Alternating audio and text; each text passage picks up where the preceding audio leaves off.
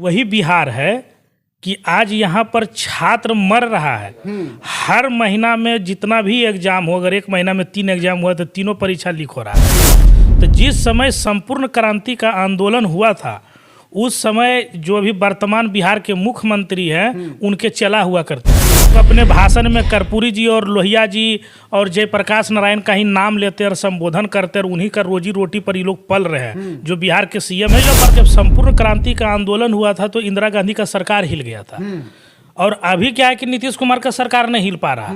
छात्रों के साथ जो छात्र का नेता बन करके सीएम बना और वही छात्र पर लाठी चलवा करके उसका हत्या करवा दिया।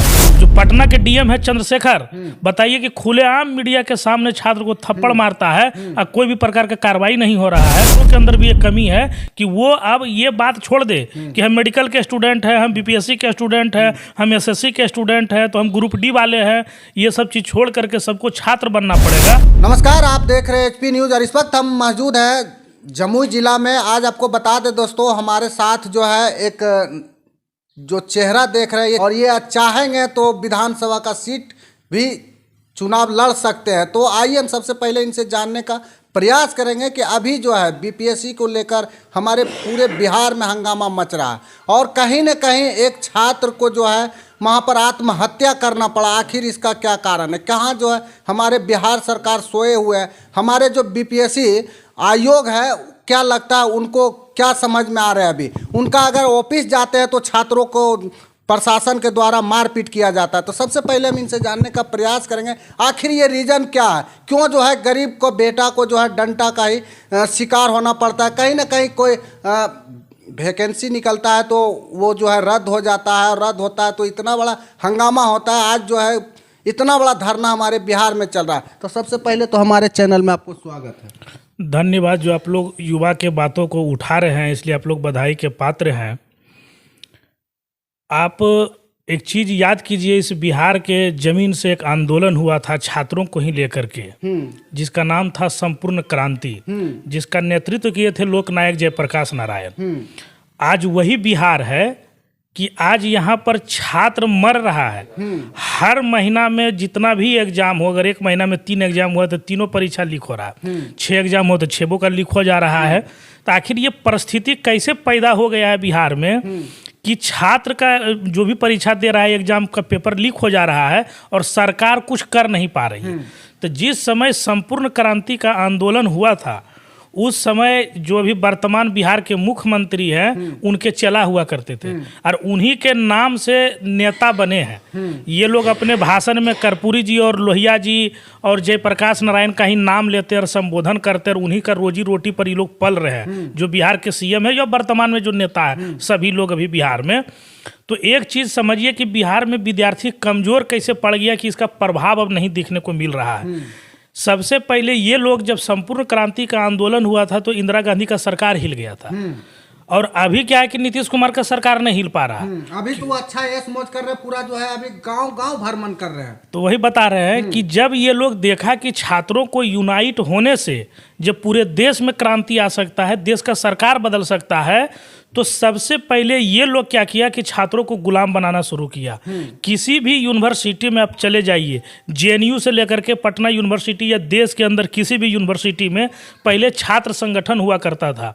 और अब छात्र संगठन नहीं है, अब छात्र राजद, छात्र भाजपा, छात्र जदयू अपना अलग अलग जो विंग बना लिया है पार्टी का, ताकि छात्र ही यूनाइट नहीं हो पा रहा। एक और छोड़ दिया, छात्र लोजपा छोड़ दिया। सब है, हम एक पार्टी का नाम नहीं बोल रहे, हम सभी पार्टी के बारे में बोल रहे हैं कि सभी पार्टी का छात्र विंग बन चुका है।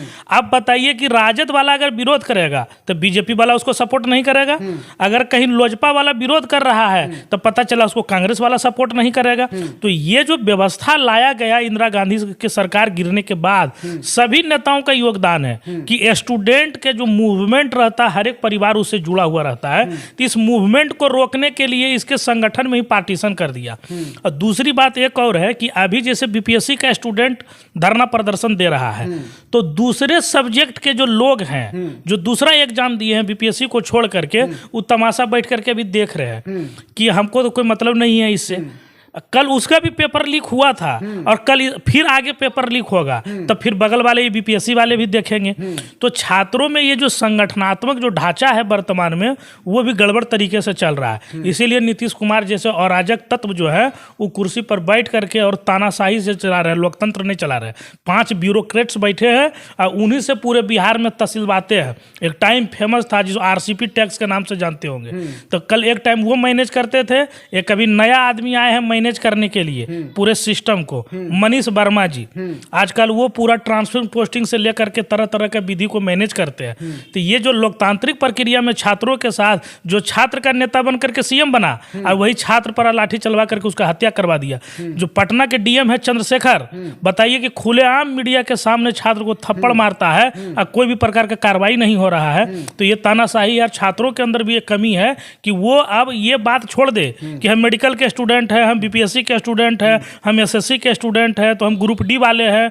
ये सब चीज़ छोड़ करके सबको छात्र बनना पड़ेगा।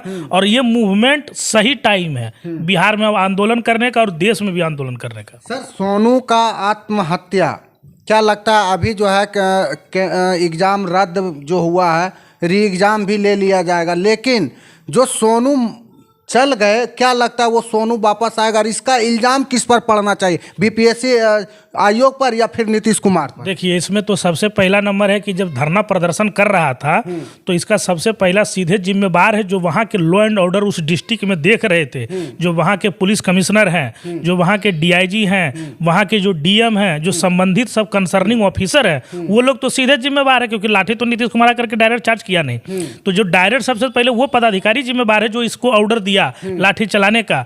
और दूसरे बात यह है कि पूरे सिस्टम में अगर कहीं भी झोल और गड़बड़ी हो रहा है तो वो पॉलिसी के कारण हो रहा है। तो वो पॉलिसी बीपीएससी और नीतीश कुमार दोनों का फेल्योरिटी है। एक बार लीक नहीं हुआ है, हर बार बार हो जा रहा है ऐसा, और जानबूझ के कराया जा रहा है। तो इसमें डायरेक्ट मुख्यमंत्री जिम्मेवार है, क्योंकि एक बार नहीं हुआ, क्योंकि वो राज्य चला रहे हैं। एक गलती से उनको सीखना चाहिए था, दोबारा परीक्षा लीक नहीं होना चाहिए था, लेकिन बार बार उसी तरीके से कर रहे हैं। वो कहीं ना कहीं जो बीपीएससी आयोग है वो गुजरात के हैं, वो क्या लगता है बीजेपी के अंदर में जाके तो ये दबाव में तो जाके नहीं ऐसा काम कर रहे हैं? देखिए, वो मतलब बीपीएससी भी तो है बिहार के, उनके चेयरमैन भी अभी जो है वो बिहार के ही रहने वाले बने हैं, आलोक राज जी। ठीक, कंपनी जो एग्ज़ाम कंडक्टिंग करवाते हैं वो अलग अलग स्टेट के हैं, गुजरात से भी और कई कई जगह है उनका पेपर बनता है। तो उसमें जो सेटिंग है वो बीजेपी और आरएसएस का बात नहीं है, वो सेटिंग चंद आईएएस लोगों का है। अब वो किस पार्टी से रखता है, किस मानसिकता से रखता है, वो सभी लोग का जग जाहिर है कि उस क्लास के लोग कहाँ पे बैठे हुए हैं और उसका सेंटिमेंट कैसे जुड़ा हुआ है। तो वो आईएएस का लॉबी है, ये सब काम तसीलने के लिए करते हैं। ये लोग पूरा 1000, 10,000, 5,000 करोड़ का जो है ना हर एग्जाम में ये खेल करते हैं, और उसमें ये लोग माहिर हैं। उसी से ये लोग कंडक्ट करवाते हैं और बार बार इस तरह से करवाते हैं, लीक करवा करके ख़त्म करना। अब जो पैसा दे दिया हुआ, जो घूस के नाम पर दिया हुआ, सेटिंग के नाम पर दिया होगा, उनका तो पैसा गया, क्योंकि वो तो बोले होंगे कि हम इस एग्जाम का बात किए थे, ये एग्जाम नहीं हुआ, तुम्हारा नसीब जाने। अब वो आदमी, कई लोगों को आप देखें जैसे जो सोनू के बारे में बोल रहे हैं, तो उसके बाद पता आप लोग खबर नहीं ले पाइएगा कि कितने सोनू जो पैसा दिए होंगे उनको आत्महत्या करना पड़ेगा कर्ज लेकर के। वैसा भी मिलेगा सूचना जब आप कवर कीजिएगा मीडिया में गांव-गांव जाकर के। तब कहीं ना कहीं इससे पहले अतुल प्रसाद जी भी रहे थे बीपीएससी आयोग, उनका क्षेत्र छाया में लोग बता रहे कि बहुत अच्छा एग्जाम हुआ था। हाँ, अतुल जी का भी बहुत बड़े मास में बहाली हुआ था, शिक्षक का बहाली। और उस समय सबसे बड़ी बात थी कि हम लोग अधिकारी पदाधिकारी का बहुत खिलाफ भी बोलते हैं, जो कमी रहता है उसके बारे में भी बोलते हैं, लेकिन ओवरऑल अगर राजनीतिक और कुछ इधर उधर को छोड़ दिया जाए तो के पाठक जी का सराहनीय कार्य रहा पूरे नियुक्ति प्रक्रिया में, और अतुल प्रसाद जी का भी सराहनीय कार्य रहा कि बहुत कम समय में बहुत अच्छे तरीके से कंडक्ट करवाया और सबका ज्वाइनिंग भी हो गया। तो ये दोनों आईएएस सब बधाई के पात्र हैं इस पूर्ण प्रक्रिया के लिए। सर, जाते जाते एक बात बता दीजिए कि सोनू का परिवार का क्या होगा, कैसे उनका परिवार चलेगा? वो तो आत्महत्या कर लिए। अब देखिए, वो तो किसी जिसके व्यक्ति के घर में एक जवान बेटा का डेथ हो गया है, ये तो बहुत बड़ी दुख है। आप कुछ भी कर दीजिएगा तो उसके लिए हर्जाना नहीं होगा, या आप उसका भरपाई नहीं कर सकते हैं। लेकिन हम लोगों का यही है, हम लोग सामाजिक क्षेत्र से जुड़े हुए लोग हैं, तो हम लोगों का यही प्रयास रहेगा कि सरकार को बिना हठधर्मी दिखाए हुए उनके परिवार और उनके परिजनों से मिलना चाहिए। जो हर संभव तरीके से प्रयास हो वो उनके लिए किया जाए। मतलब ये नहीं है कि नौकरी दिया जाए, पैसा दिया जाए, ये सब छोटी चीज़ होगा बोलना। किसी के जान के बदले किसी का कीमत लगाना हम लोग नहीं बोलेंगे, लेकिन हर संभव कहने का मतलब है हर एक तरीके का उनके साथ मेंटली सपोर्ट होना चाहिए, उनके साथ जो जहाँ भी भावनात्मक जुड़ाव होना चाहिए।